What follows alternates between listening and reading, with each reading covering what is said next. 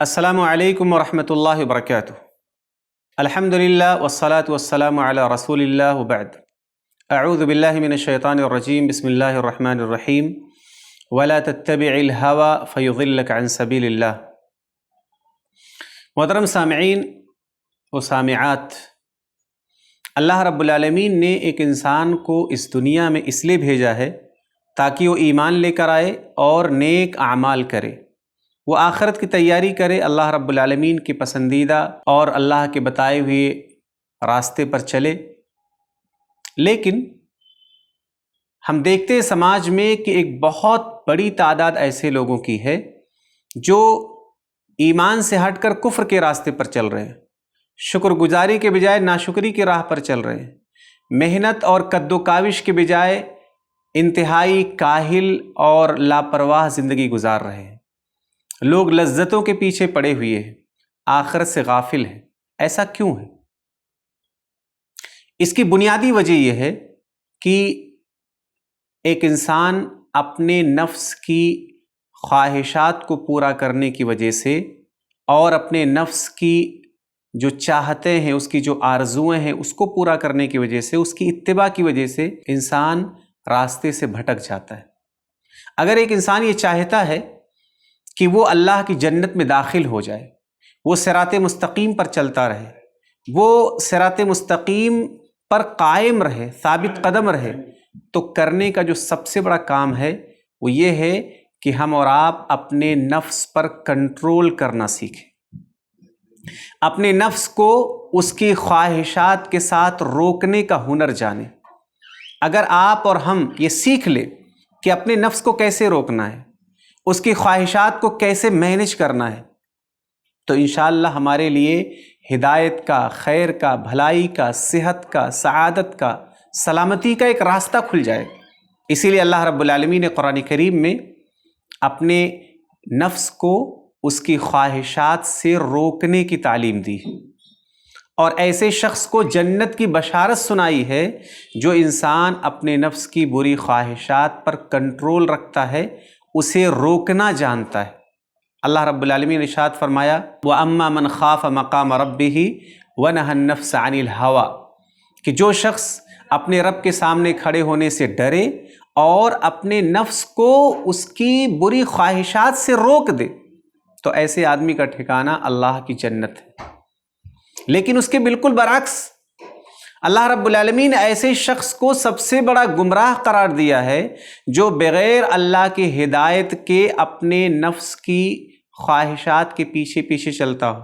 اس کا من جو کہتا ہو وہ کرتا ہو، وہ اپنے نفس کا غلام بن چکا ہو اور اس کا نفس اس کا مالک بن چکا ہو۔ ایسے شخص کو اللہ رب العالمین نے سب سے بڑا گمراہ قرار دیا۔ فرمایا وَمَنْ أَضَلُّ مِمَّنِ اتَّبَعَ هَوَاهُ بِغَيْرِ هُدًى مِّنَ اللَّهِ، کہ اس شخص سے بڑھ کر گمراہ کون ہو سکتا ہے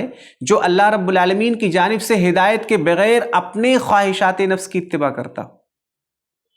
تو میرے بھائیوں، اگر ہم اور آپ یہ چاہتے ہیں کہ ہمارے لیے صراط مستقیم پر چلنا آسان ہو جائے، ہمارے لیے جنت کی راہ پر چلنا آسان ہو جائے، ہمیں وہ سارا خیر ملے جو خیر ہمیں چاہیے، علم کی شکل میں، عمل کی شکل میں، اللہ رب العالمین کی رضامندی کے کاموں کی شکل میں، تو ہمیں جو سب سے بڑا کام کرنا ہے وہ یہ ہے کہ ہمیں اپنے آپ پر، اپنے نفس پر کنٹرول کرنا آنا چاہیے۔ اگر آپ نے یہ سیکھ لیا، اگر آپ نے اس ہنر کو جان لیا، تو انشاءاللہ آپ کے لیے برائیوں سے بچنا،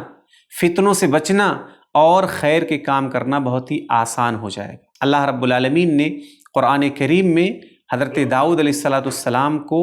خطاب کرتے ہوئے فرمایا کہ اور تم خواہشات نفس کی اتباع مت کرو، ورنہ کیا ہوگا کہ یہ خواہشات نفس کی اتباع تمہیں اللہ کے راستے سے بھٹکا دے گی۔ گویا اتباع نفس، اتباع ہوا، خواہشات کے پیچھے پیچھے چلنا، یہ ایک انسان کو اللہ کی راہ سے بھٹکا دینے والی چیز ہے، گمراہ کر دینے والی چیز ہے۔ لہٰذا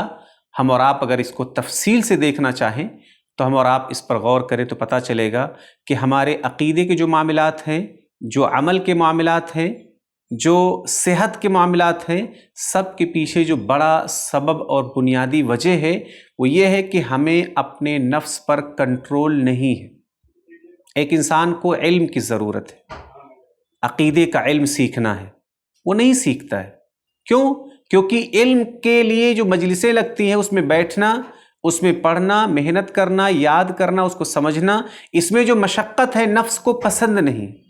اور نفس کو نہیں پسند ہے، اس لیے نفس نہیں چاہتا کہ آپ علم کی مجلس میں بیٹھیں، اور آپ اپنے نفس کو آرام پہنچانے کے لیے علم سے خود کو محروم رکھتے ہیں۔ اسی طرح سے ایک آدمی کے لیے نماز فجر پڑھنا فرض ہے، اس کے لیے سعادت کی بات ہے، اس کے لیے جنتی اور مومن ہونے کی بات ہے، لیکن نفس کو چونکہ گہری نیند پسند ہے، آرام پسند ہے، اس لیے ایک بڑی تعداد ایسی ہے جو صرف اپنے نفس کے آرام اور اس کی لذت اور خوشی کے لیے نماز فجر کو چھوڑ کر سوتی رہتی ہے۔ اسی طرح سے کتنے سارے لوگ ہیں جنہیں پتہ ہے کہ یہ بدعتیں ہیں، جس کا انجام اللہ رب العالمین کی جہنم ہے، لیکن چونکہ اس میں ان کو مزہ آ رہا ہے، ان کے نفس کو اس میں خوشی مل رہی ہے، لذت مل رہا ہے، مال اور دولت مل رہا ہے، اس لیے وہ جاننے کے باوجود صرف نفس کی خوشی کے لیے، وہ اپنے نفس کی اتباع کی وجہ سے ان بدعتوں کو جاننے کے باوجود نہیں چھوڑتے۔ یہی معاملہ صحت کا ہے۔ ایک آدمی کی صحت خراب ہو رہی، ڈاکٹرز کہہ رہے ہیں کہ آپ کو پرہیز کرنا ہے، ایک آدمی نہیں پرہیز کر رہا ہے کیونکہ اس کو اپنے نفس کی لذت اتنی محبوب ہے کہ وہ اپنی صحت کو خطرے میں ڈال رہا ہے، لیکن اپنے نفس کو اس کی خواہش سے نہیں روک رہا ہے۔